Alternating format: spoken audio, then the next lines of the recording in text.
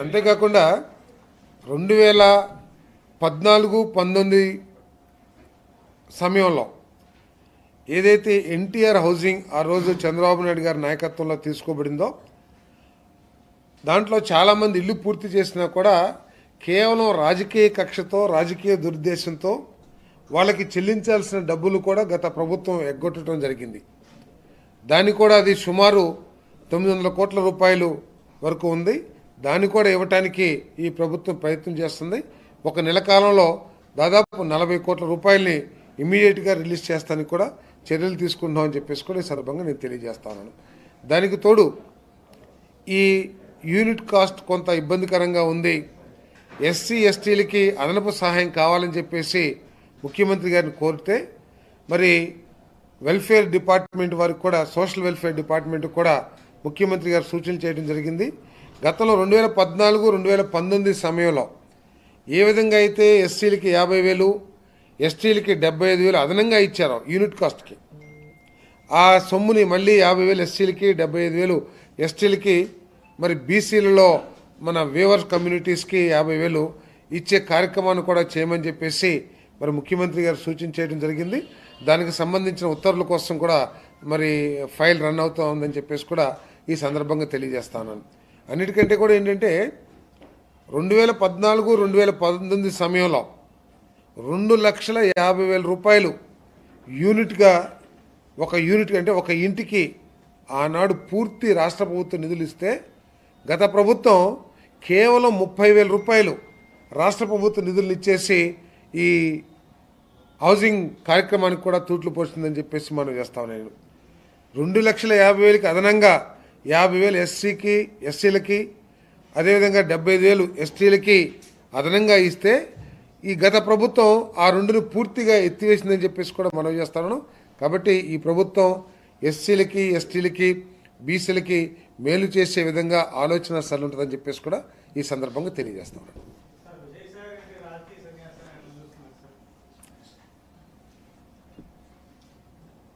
ఆయనకి తెలుసు కదా చేసిన పాపాలు కానివ్వండి, చేసిన తప్పులు కానివ్వండి, అవన్నీ కూడా వెన్నంటాడుతూ ఉంటాయి.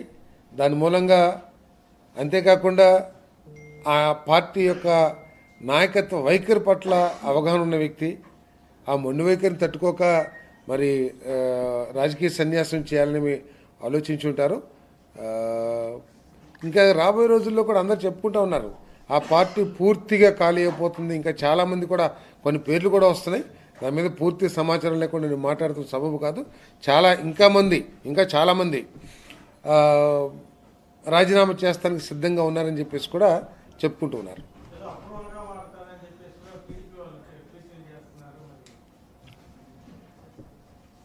అయితే అయ్యుండొచ్చు, నాకైతే సమాచారం లేదు. ఏదండి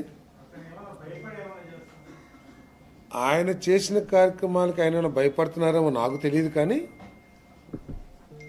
గౌరవ ముఖ్యమంత్రి గారు చాలా స్పష్టంగా చెప్పారు ఈ ప్రభుత్వం ఏర్పడినప్పుడు వెంజెన్స్ పాలిటిక్స్ ఉండవు, చేసిన తప్పులకి చట్టపరంగా చర్యలు ఆటోమేటిక్గా జరుగుతాయి తప్పితే ఈ ప్రభుత్వం కూటమి ప్రభుత్వం నుంచి ఎవరిని టార్గెట్ చేసి వెంజెన్స్ పాలిటిక్స్ చేయము. ఏ కార్యకర్త కానీ వైసీపీకి సంబంధించిన చిన్న కార్యకర్త కానివ్వండి లేదా పెద్ద నాయకుడు కానివ్వండి, వారు చేసిన కార్యక్రమాలు చట్టపరంగా చర్యలు తీసుకోబడతాయి తప్పితే టార్గెట్ చేసి వెంజెన్స్ రాజకీయాలు చేయము అని చెప్పేసి ఆ రోజు ముఖ్యమంత్రి గారు మా అందరూ కూడా సూచన చేశారు. కాబట్టి వాళ్ళు ఏదైనా తప్పులు చేసి ఉంటే చట్టపరంగా అనేక పేపర్లు చదువుతూ ఉన్నాం, వాటి పట్ల ఆటోమేటిక్గా చట్టం తన పని తాను చేసుకుపోతుంది.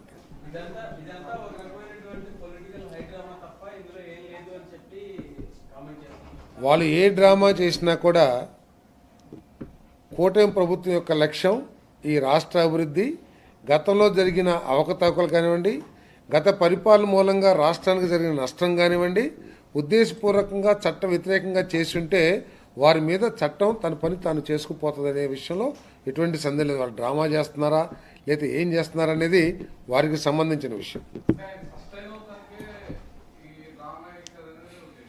అదే నేను చెప్తున్నాను, అది ఆయన వ్యక్తిగతం సస్టైన్ అవుతానికా లేకపోతే డ్రామా చేస్తున్నారా నేనైతే చెప్పలేను. కానీ నేను చెప్పగలిగింది ఏమిటంటే రాష్ట్రానికి జరిగిన నష్టం కానివ్వండి, కొంతమంది ఉద్దేశపూర్వకంగా చేసిన నష్టాలు కానివ్వండి, చట్టపరంగా చేసిన నష్టాలు కానివ్వండి, వాటన్నిటి మీద చట్టపరమైన చర్యలు తీసుకోబడతాయి. ఇది జరిగి ఉంటే అన్నాను నేనేమి పర్టికులర్గా చెప్పి ఈ తప్పు చేశానన్నా. చాలా మీరే పేపర్లో చాలా రాస్తూ ఉన్నారు. వాటన్నిటి మీద ఎంక్వైరీ చేసి అవి వాస్తవాలైతే అన్ని పేపర్లో రోజు అనేక ల్యాండ్ డీల్స్ అని కానివ్వండి, లేకపోతే బెదిరింపులని కానివ్వండి, లేకపోతే ఆర్థిక క్రమశిక్షణ రాహిత్యం కానివ్వండి, రకరకాలుగా పేపర్లోనే వస్తున్నాయి వార్తలు. వాటన్నిటి మీద ఎంక్వైరీ వేసి అవి వాస్తవాలు అయితే చట్టం తన పని తను చేసుకునే విధంగా ఈ ప్రభుత్వం పనిచేస్తుంది. కానీ టార్గెటెడ్ వెంజెన్స్ ఉండదని చెప్పేసి నేను మనం చేస్తాం.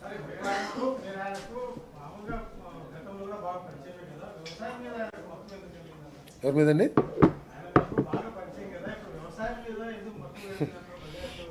వ్యవసాయదారుడిగా మాత్రం ఆయన ఎప్పుడు గుర్తింపు పొందలేదు.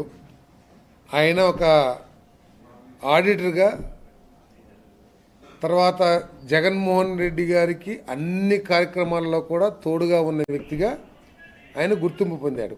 బట్ ఒక వ్యవసాయదారుడిగా మాత్రం నాకు తెలిసి గుర్తింపు పొందలేదు. బహుశా మరి అది మంచి కార్యక్రమం అని చెప్పేసి అదేమైనా ఎంచుకున్నారో నాకు తెలియదు.